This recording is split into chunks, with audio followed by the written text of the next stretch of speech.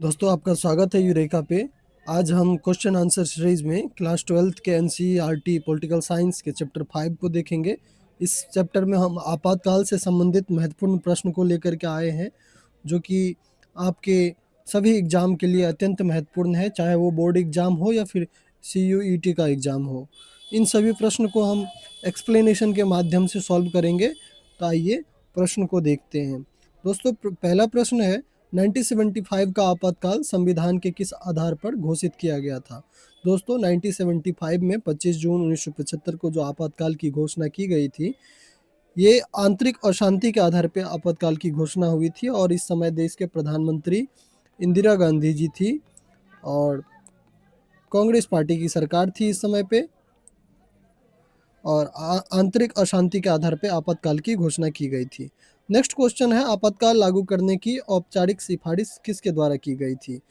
दोस्तों आपातकाल लागू करने की औपचारिक सिफारिश जो है वो प्रधानमंत्री के द्वारा उस समय के जो राष्ट्रपति थे फखरुद्दीन अली अहमद, इनको किया गया था। 1975 में एक चीज़ आप यहाँ पे याद रखेंगे कि इस समय पे ये जो सिफारिश है वो मौखिक रूप से किया गया था, परंतु बाद में जो है 44वें संविधान संशोधन के माध्यम से इस प्रावधान में परिवर्तन किया गया और इसके तहत आपातकाल लगाने की जो प्रक्रिया है यह निर्धारित कर दिया गया कि बाहरी आक्रमण, सशस्त्र विद्रोह के समय में आपातकाल लागू किया जाएगा और ये तब लागू किया जाएगा जब कैबिनेट जो है लिखित रूप से राष्ट्रपति को सिफारिश करेंगे, उसके बाद ही इस चीज़ की घोषणा की जा सकती है। आर्टिकल 352 लगाया जा सकता है देश में। 1975 में राष्ट्रपति कौन थे जिन्होंने आपातकाल की घोषणा पर हस्ताक्षर किए। दोस्तों इस समय राष्ट्रपति फखरुद्दीन अली अहमद थे। नेक्स्ट प्रश्न है, इलाहाबाद उच्च न्यायालय का फैसला किससे संबंधित था। दोस्तों इलाहाबाद उच्च न्यायालय का फैसला जो था ये राष्ट्रपति चुनाव से संबंधित नहीं था, विधानसभा चुनाव से भी संबंधित नहीं था, राज्यसभा चुनाव से भी संबंधित नहीं था। दोस्तों ये लोकसभा के चुनाव से संबंधित था, जो 1971 में जो लोकसभा का चुनाव हुआ था और इस समय में इंदिरा गांधी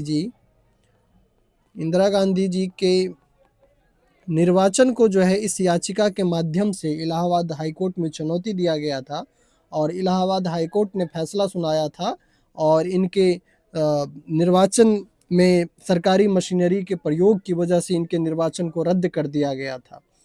तो इस प्रकार से ये लोकसभा के चुनाव से संबंधित था। नेक्स्ट क्वेश्चन है, इलाहाबाद हाईकोर्ट ने किस आधार पर इंदिरा गांधी के चुनाव को अवैध ठहराया था। दोस्तों इलाहाबाद हाईकोर्ट ने सरकारी मशीनरी के दुरुपयोग के कारण जो है इंदिरा गांधी जी के चुनाव को अवैध ठहराया था। नेक्स्ट प्रश्न है, आपातकाल के दौरान किस मौलिक अधिकार को स्वतः निलंबित कर दिया गया था।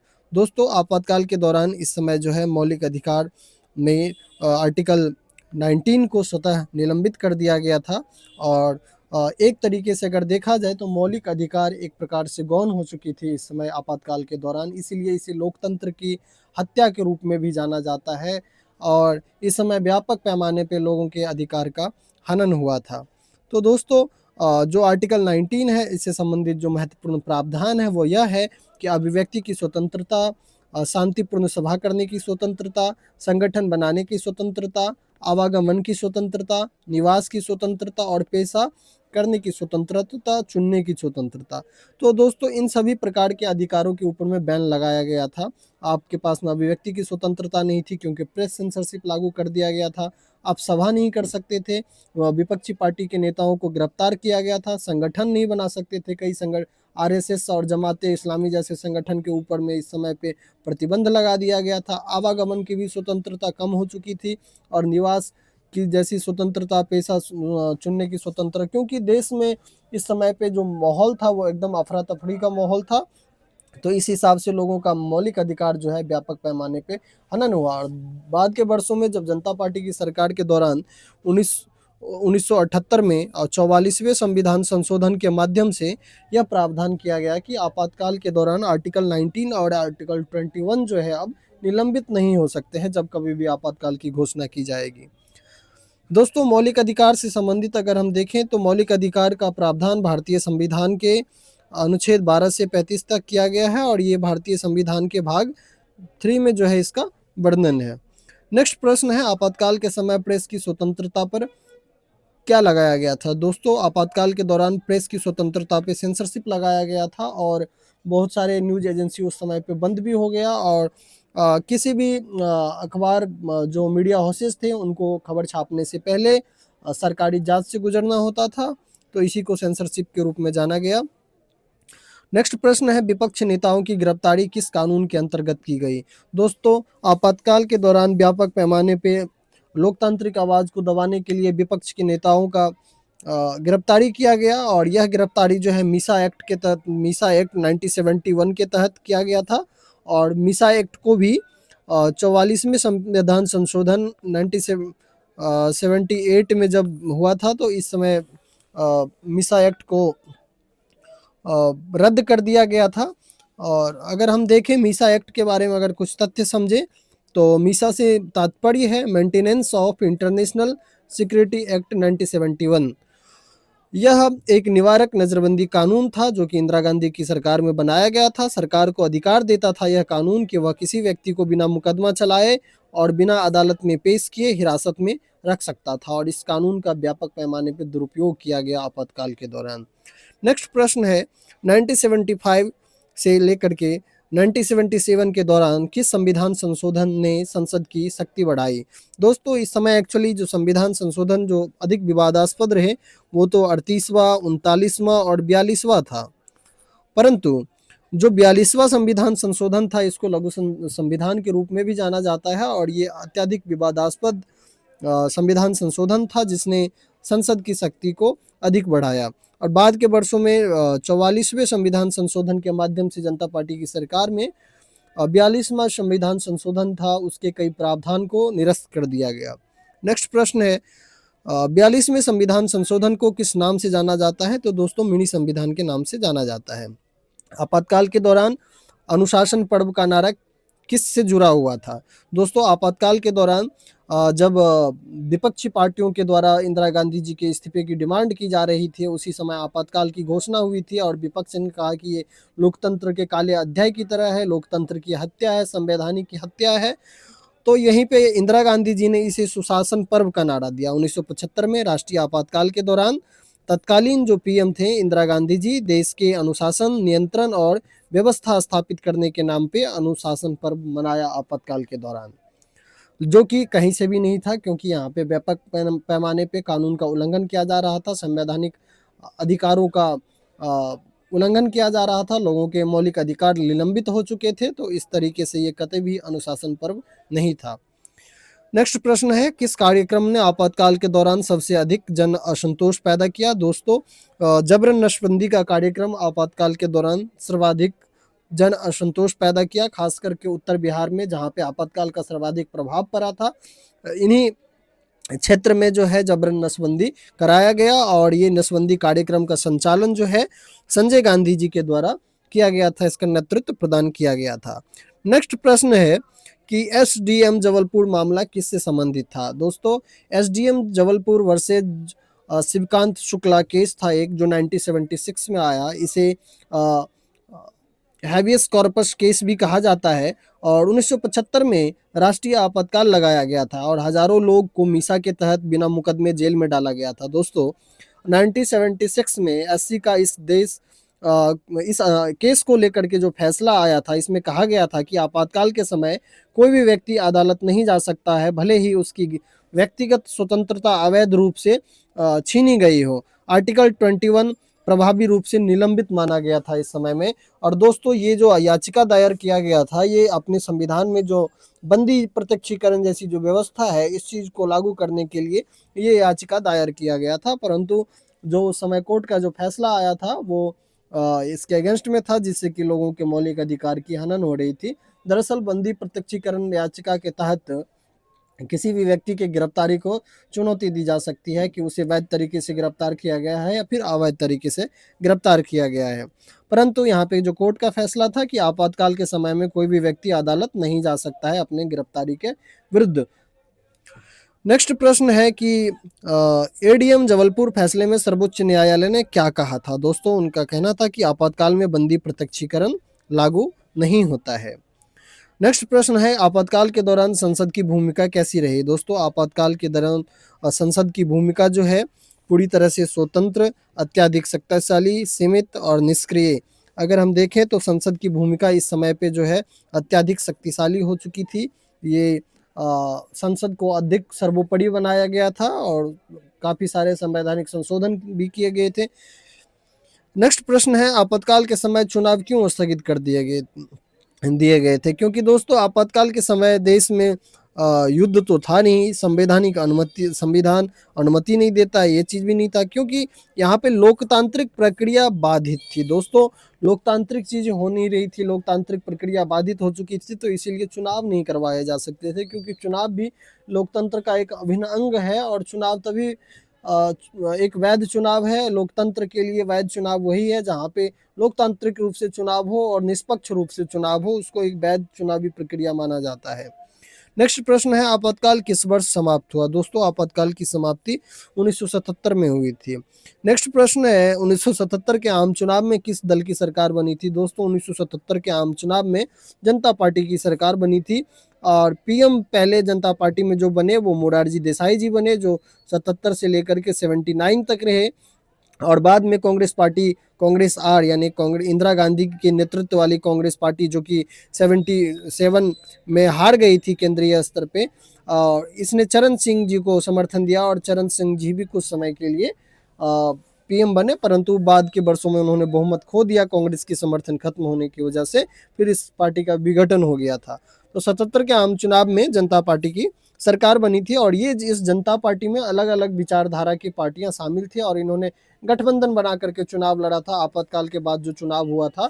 और इनको जो जनादेश मिला था वो कांग्रेस पार्टी के विरुद्ध मिला था, इंदिरा गांधी जी के नेतृत्व के विरुद्ध मिला था, क्योंकि आपातकाल के समय में व्यापक पैमाने पर लोकतांत्रिक चीज़ों की हत्या की गई, लोकतांत्रिक व्यवस्था कायम नहीं था, देश में अफरा तफरी का माहौल था, लोगों के अधिकार हनन हुए। तो इन सभी चीज़ों को लेकर के और आपातकाल जो लगा था उससे पूर्व जो देश की स्थिति थी वो स्थिति बरकरार ही रही, देश में आर्थिक संकट जैसी समस्याएं थी और इन्हीं चीज़ों की वजह से जो है जनता पार्टी के फेवर में रिजल्ट आया और जनता पार्टी ने सरकार बनाया। आपातकाल के बाद नागरिक स्वतंत्रताओं की सुरक्षा हेतु कौन सा संशोधन लाया गया था। दोस्तों आपातकाल के बाद जो सबसे फेमस संशोधन है 1978 में जनता पार्टी के द्वारा लाया गया था, ये 44वां संविधान संशोधन था, जिसमें कि आपातकाल के दौरान किए गए 38वें, 39वें और खास करके 42वें संविधान संशोधन के प्रावधान को परिवर्तित किया गया था।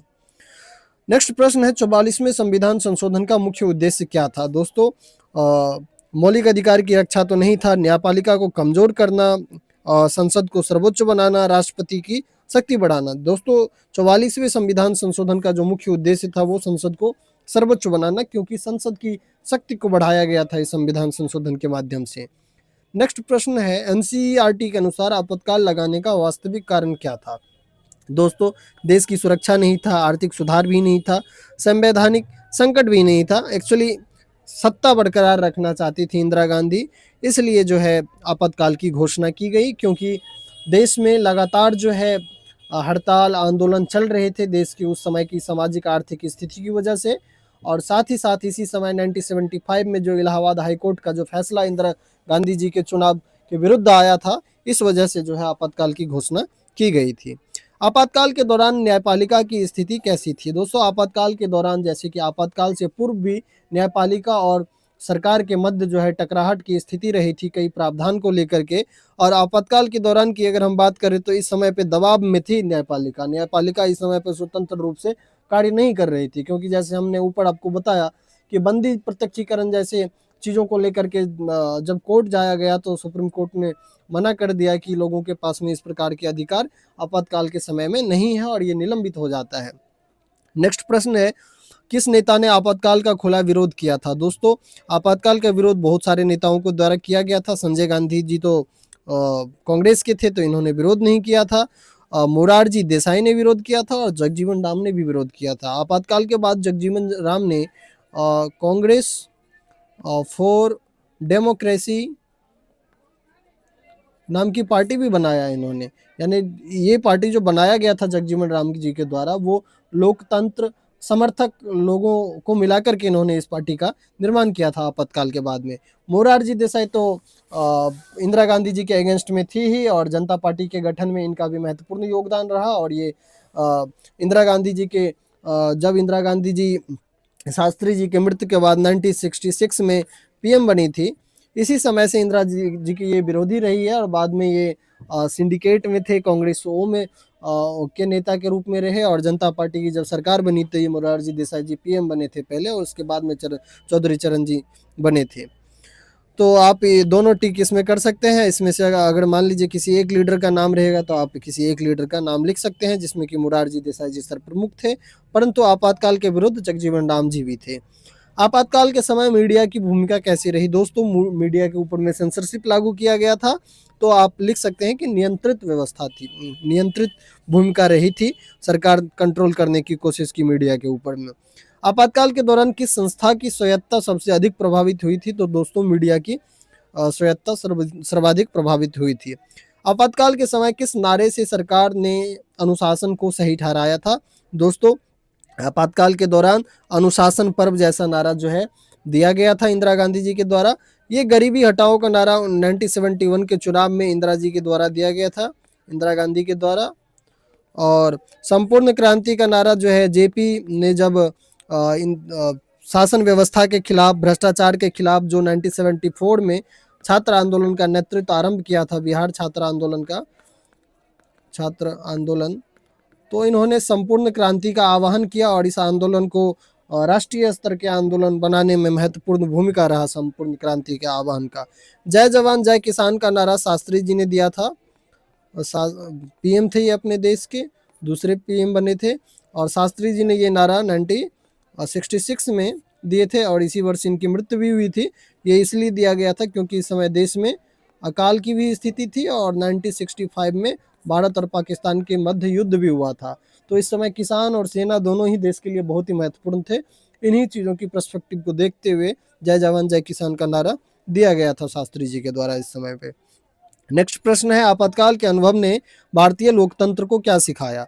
दोस्तों, आपातकाल से हमें काफ़ी सारा अनुभव मिला, और इससे भारतीय लोकतंत्र को एक सबक भी मिला कि नागरिक अधिकार जो है ये आवश्यक है, लोकतंत्र की रक्षा भी जरूरी है। तो इस प्रकार से ये जो है भारतीय लोकतंत्र को सबक मिला, और साथ ही साथ हमने देखा कि इससे ये भी हमें पता चला कि भारत में एक मजबूत लोकतंत्र है, क्योंकि आपातकाल के बाद 1977 में चुनाव होता है, और एक लोकतांत्रिक रूप से चुनी हुई सरकार स्थापित होती है। और साथ ही साथ ये बहुदलीय लोकतंत्र का भी एक उदाहरण पेश हुआ इस चुनाव में, क्योंकि गठबंधन की सरकार बनी थी। जो जनता पार्टी थी वो एक से अधिक पार्टियों ने मिलकर के चुनाव लड़ा और सरकार बनाया गया, और जो कि अलग अलग विचारधाराओं की पार्टियां थी।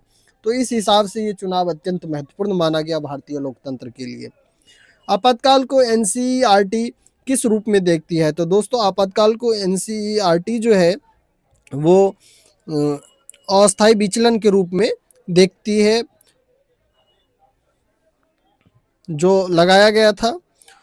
साथ ही साथ नेक्स्ट क्वेश्चन है, आपातकाल के दौरान सरकार की आलोचना करने वालों को क्या झेलना पड़ा था? दोस्तों, आपातकाल के दौरान सरकार की आलोचना करने वाले को व्यापक पैमाने पे गिरफ्तारी किया गया था। जो 25 जून 1975 को जब आपातकाल की घोषणा हुई थी, देर रात से लेकर के सुबह तक जो है कई विपक्ष के नेताओं को जो है जेल में बंद कर दिया गया गिरफ्तार करके, और इनका हड़ताल करने पे रोक लगा दिया गया, सभा करने पे रोक लगा दिया गया, प्रेस की आज़ादी छीन ली गई। तो इस प्रकार की घटनाएं जो है हुआ था इस समय में। तो दोस्तों, इस वीडियो में इतना ही। उम्मीद है कि आपको ये वीडियो पसंद आया होगा, और अगर आपको पसंद आया हो तो आप चैनल को सब्सक्राइब करें और लाइक करें, अपने दोस्तों को साथ में शेयर करें। मिलते हैं नेक्स्ट वीडियो में। धन्यवाद।